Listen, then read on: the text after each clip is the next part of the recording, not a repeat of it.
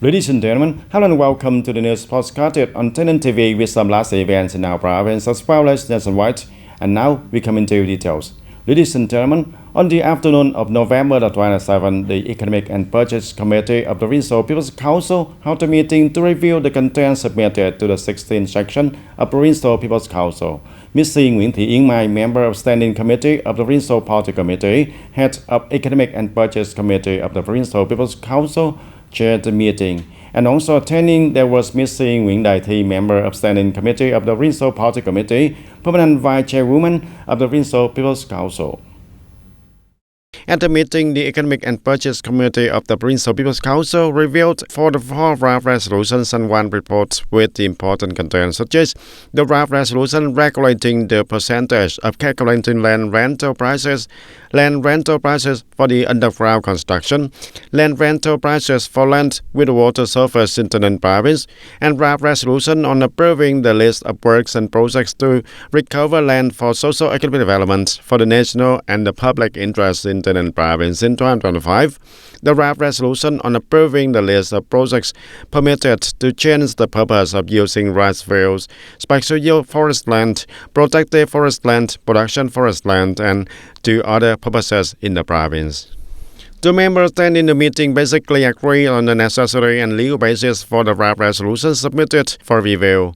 And concluding the review section, Ms. Nguyễn Thị Yến Mai, member of Standing Committee of Provincial Party Committee, head of Economic and Budget Board of the Provincial People's Council, requested the relevant departments and branches to absorb comments, research, and adjust some phrases in the draft resolution to ensure compliance with the regulations for submission to Provincial People's Council for consideration at the upcoming 16 sections.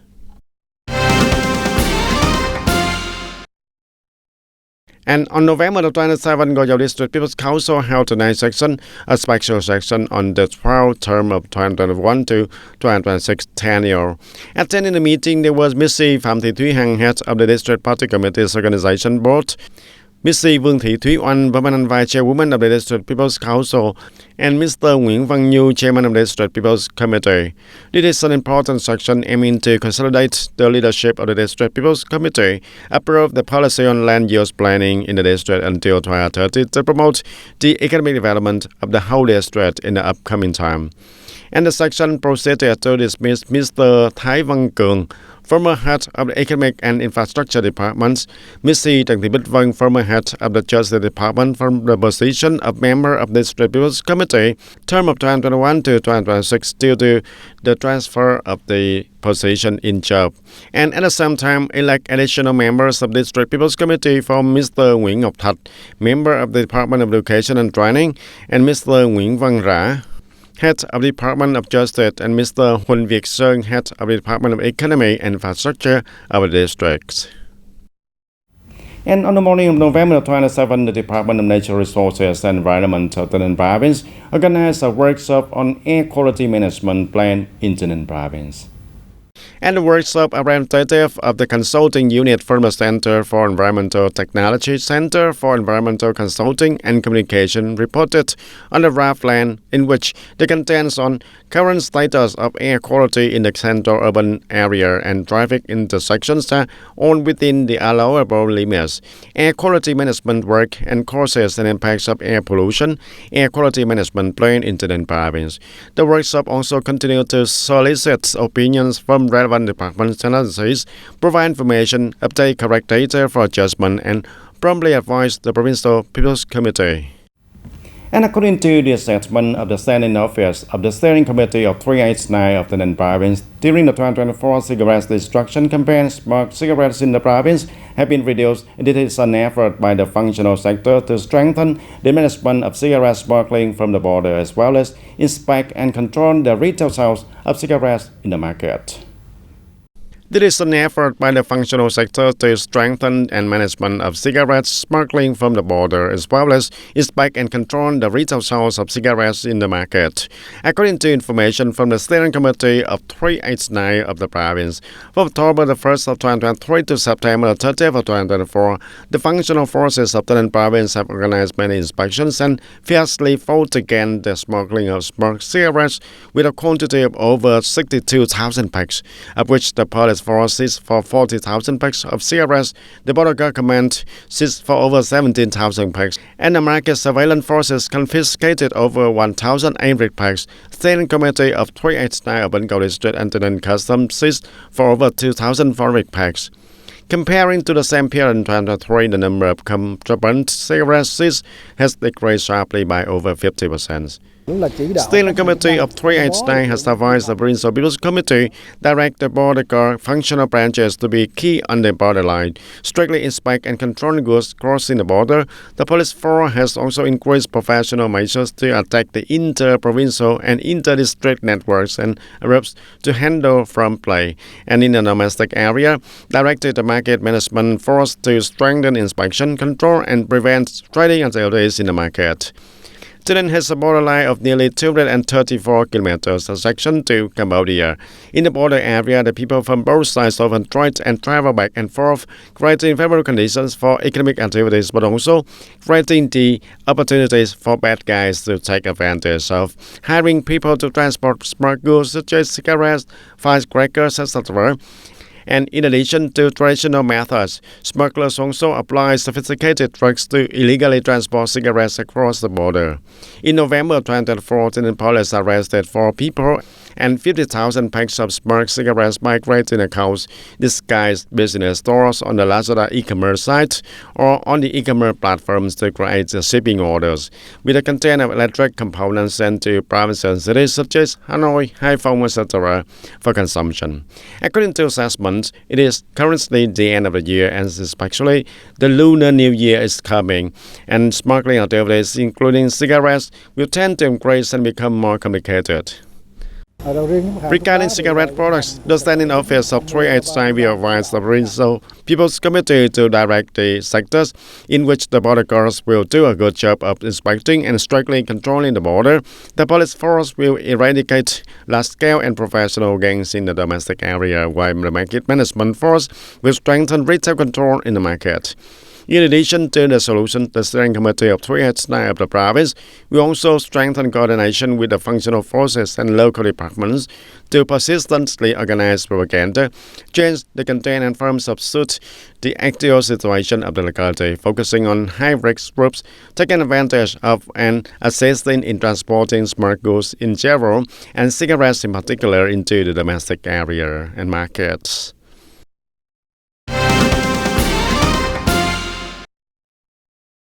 And also on November 27 of 2024, the authorities of the Steering Committee 389 of Tayninh Province organized the destruction of over 62,000 packs of smoked cigarettes that were confiscated, especially at the waste treatment area of Tayninh Environmental Technology Social Company in Tân Lợi Hamlet, Tân Hưng Commune of Tân Châu District.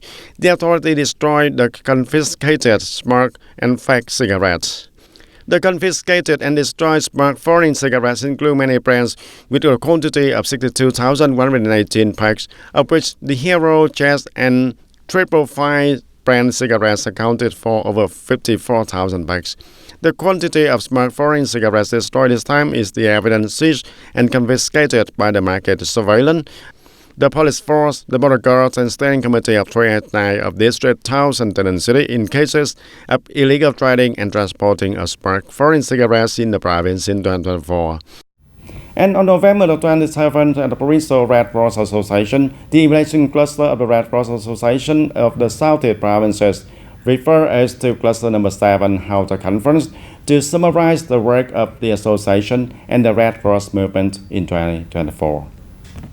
In 2024, Emulation Cluster number 7 carried out many meaningful activities to help the community, such as humanitarian month, humanitarian journey, giving and receiving love, disaster prevention and response activities, and helping people overcome the consequences of natural disaster and healthcare activities, in which humanitarian blood donation activities with 145,696 units of blood continue to have positive results. In general, the work of the association and the Red Cross activities in 2024 of the units in the cluster basically achieved the set goals. Many provinces maintained and promoted many effective models. The committee set out the key goals for 2025, emphasizing the enhancement of disaster relief capacity, community healthcare, and expanding the volunteer network, continuing to spread humanitarian values widely in society.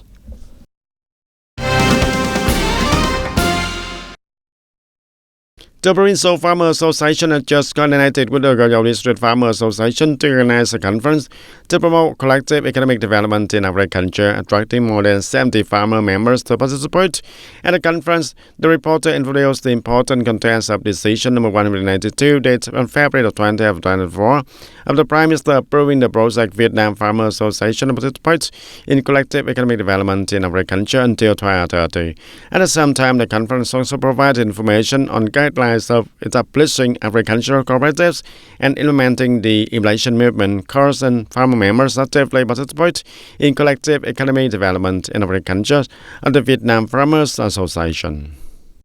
And under the direction of the Vice President of the National Assembly, Nguyễn Thị Thanh, on the morning of November 27, the National Assembly discussed the draft law on employment amended, realizing that the regulation on unemployment insurance payment has new points compared to the current law, and the delegates made many suggestions to perfect this regulation. Regarding the regulation on responsibility of employers in paying enough unemployment insurance, including the late payment interest, Delegate Trần Thị Thu Hằng said that it is difficult to apply this regulation in practice. In case the employer is unable to pay the late payment amount or evades unemployment insurance for the employees, when terminating the labor relationship, the employees can choose to pay the amount into the unemployment insurance fund under his or her responsibility to pay unemployment insurance. But the employers have not paid it to the Social Insurance Agency to complete the procedures to receive unemployment insurance benefits. And when the Social Insurance Agency recovers the late payment amount or evades unemployment insurance from the employers, the amount that the employee has paid will be refunded. However, the feasibility of this regulation when applied in practice is not high, because when the Social Insurance Agency collects the amount that the enterprise has paid late or evaded before returning it to the employees, the recovery will take too long. It is recommended that this regulation be reviewed for appropriateness. Sharing the same view, Delegate Nguyễn Hoàng Bảo Trân said that it is clearly inappropriate for the businesses and employers to owe insurance premiums, while employees have to pay on their behalf. Therefore, this regulation will be directly affected employees. It is necessary to supplement regulations on the responsibility of employers to compensate employees according to the provision of law in cases where they do not perform or do not fully perform their responsibility to pay an employment insurance or for the employees. Supplement regulation on specific sanctions for violations such as evasion, late payment, arrears, or false declaration of salary. Specify the maximum time allowed for the late payment before being penalized, avoiding prolonged situation and causing disadvantages to employees, and thereby showing that paying an employment insurance is not only the right of employees, but also a mandatory legal obligation of the employers. In case enterprises does not pay or owes an employment insurance, the insurance agency can make an advance payment so that the employee's benefits are not interrupted, and supplement the regulations requiring the enterprise to return the entire amount of unemployment insurance that has been evaded with the corresponding interest. However, from the perspective of the enterprise, the delegates also suggested that it is necessary to consider applying a mechanism to extend, postpone, or reduce the level of employment insurance contributions for enterprises facing financial difficulties, especially in difficult economic situations, natural disasters, and pandemics, in order to build a stricter and more effective legal system in managing employment insurance, ensuring balance between the rights of employees and the ability of enterprises to comply towards a fair and sustainable working environment.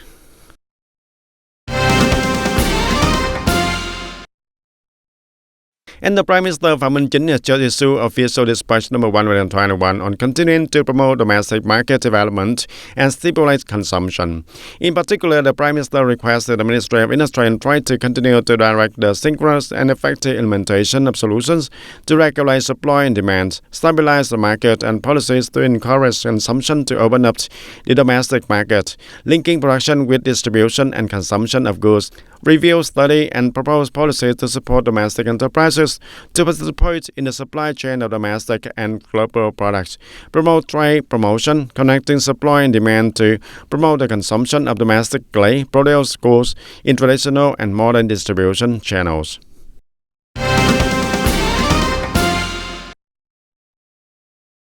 The Director of the Department of E-commerce and Digital Economy, Ministry of Industry and Trade, said that more than 50% of businesses participate in online export via e-commerce platform. The rest use self-built websites or applications. Korea, Japan, and China are the largest online export markets of businesses, accounting for 45%, 40%, and 38% respectively. Data from Amazon Global Selling Vietnam shows that in 2023, more than 17 million products of Vietnamese businesses were exported via this platform. This number increased by 50% in value compared to the previous year.